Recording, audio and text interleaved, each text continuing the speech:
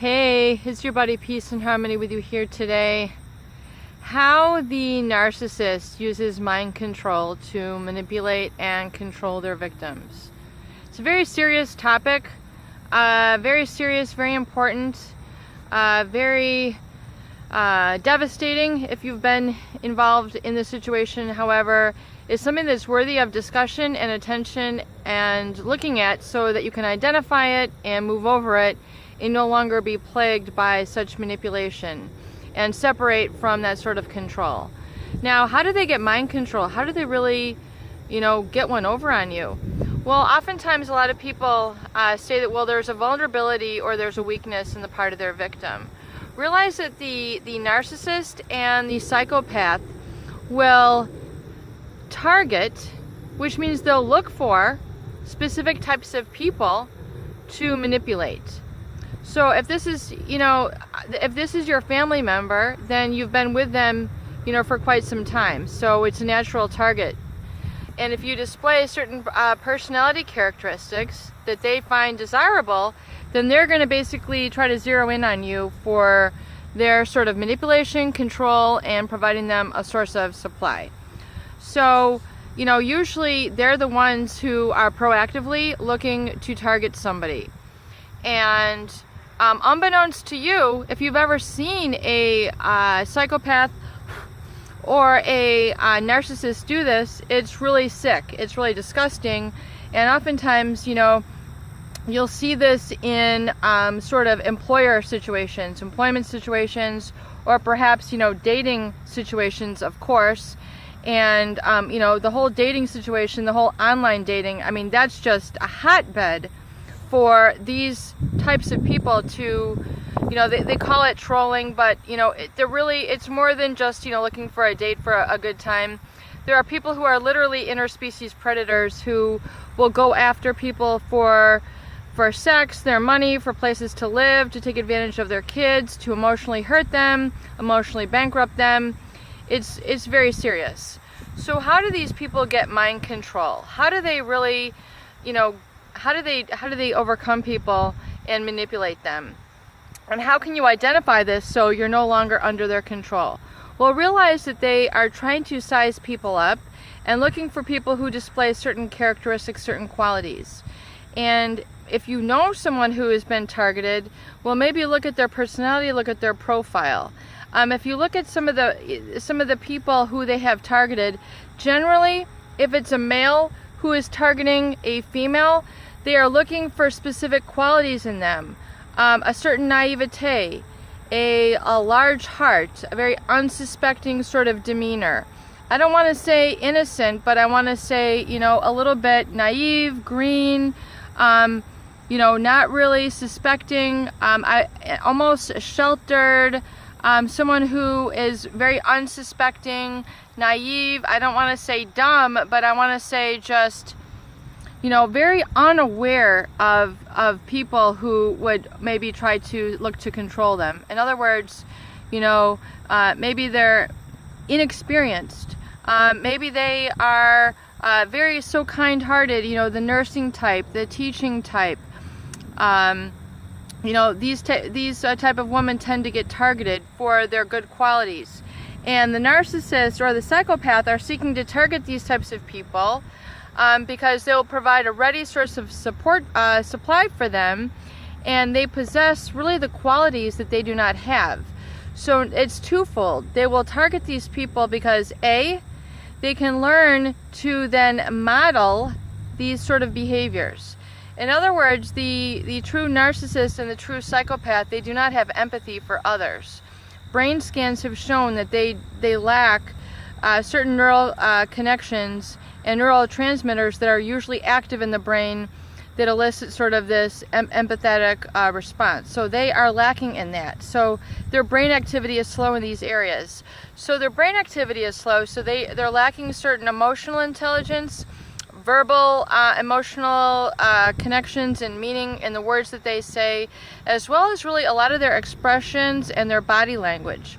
So for example, studies have also been shown that psychopaths do not react in the same way to certain emotionally triggered words. So as you can imagine, these people of their targets are going to study. They're going to study your facial features. They're going to study your body language. They're going to study your language. They're going to study your reactions and see how you react when you see something that you love. They're going to study, you know, what you have a heart for. They're going to study your weaknesses and basically take stock of this, add this to their library of and reservoir of skills so that they can kind of almost regurgitate it back and sort of, you know, play it back to people and then portend that they have these sort of qualities and feelings within them, that they have an empathy for people, that they have an understanding for people. So they're able to really sort of get into your mind by then mirroring your very sort of interest back to you in a way that, you know, they would make their body like yours. It's called mirroring. So they will do this on intention, not by nature, or not by, like, if you're, you know, really interested in somebody. Oh, sorry about that. If you're really interested in somebody, it's a natural, unconscious sort of thing, you know, where you're listening to them, you're making eye contact with them, you know, you're nodding your head yes, you're listening. The narcissist and the psychopath really don't have that sort of empathy, but they will play that in a mask so that they will then be able to get information, sex from people, whatever it is that they're looking for, money, items, goods, services, you name it. So, and they use this mind control to mirror back to you, but then they will use it in a way to kind of flip things around and flip the meaning of things.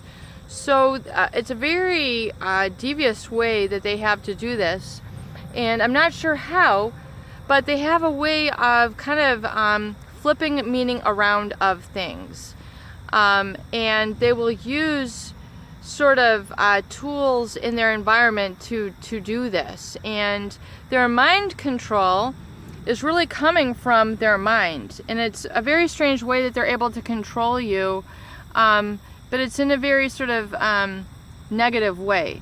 So, in other words, something that's inspiring, leading you to faith and empowering you, let's call that positive. You know, you're positively, you've got positive emotions, you've got positive joy, it's rewarding to you in your life, you know, it's something that you enjoy, you know, a bike ride, let's just go on this. Let's say you love to bike ride or you love sports, and so you might watch those sports, and then, you know, you're motivated to go ride your bike. It's just like how people feel when they watch the Olympics sometimes, you know, man, that's awesome, you know, and then they're motivated to become more in shape or eat healthy, things of that nature. That's a positive mind control. The narcissist and psychopath will find ways to kind of flip meanings around of things and then use it as a way to disempower you. In other words, disintegrate sort of that empowering mechanism that is really giving you life and vitality. They're getting you to shut that down and essentially become a shell of a person and attend to them to find out what it is they want. And then so they have a way of getting you to sort of negate yourself and attend to them so that you're putting them ahead of everything that's right for you, and you do this almost as a new way of life until it becomes so sickening and so depersonalizing that you realize that something is wrong or you expose them. So realize that is just kind of like a bad chapter that this person tried to impact in your life, and it really, you know, you really need to empty them out of you. You really need to release them, and you really need to let them go, because if they're still you know, negatively inspiring you, then they're still having a control, they're having a negative influence on your life. So you have to empty yourself of them, which means let them go. Do not feel like you have to get revenge. Do not feel, you know, you have to contact them. Do not feel you have to discuss things with them. Do not feel you want to yell at them, you know, I wasted my life with you. I mean, that's just how these people are. This is what they do to people. It's just business as normal. And, you know, you have to let them go. Empty them out, to go no contact. You know, as they say, cut your losses.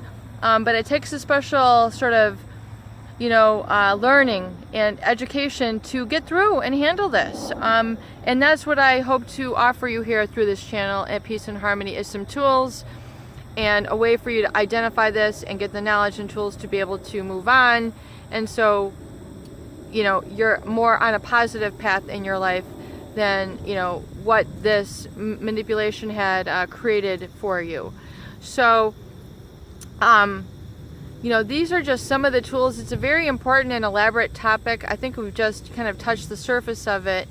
But realize that you now need to fill yourself up with a positive ambition and positive connection to life, where you're making positive connections with people, true friendships, true emotional connections with people, authentic and meaningful to you, where you're comfortable, where you're not addicted to these people, where you're not trying to people please them, where you're not putting them before you, where you're not running, you know, your life out of their control of you. You're running, your life is now powered by your personal control of you and your attention to what is truly healthy, truly satisfying, truly joyful, authentically peaceful, because chances are these people do not love peace. These people do not love joy. They do not enjoy true happiness. They're on the constant move to take on more and more supply, greed, emotional vampirism, all that sort of stuff.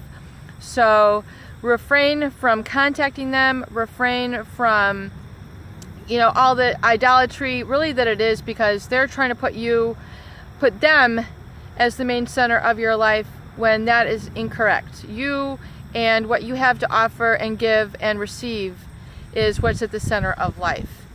You need to get back to that as your foundation and replug and reignite your connection and love of life on a genuine, slower, homogeneous, I want to say homogeneous meaning more peaceful manner, you know, not where you know, you're just on fire for this person, but, you know, you're more taking care of yourself and connecting to people who can truly be there for you in a real, true, heart-to-heart manner.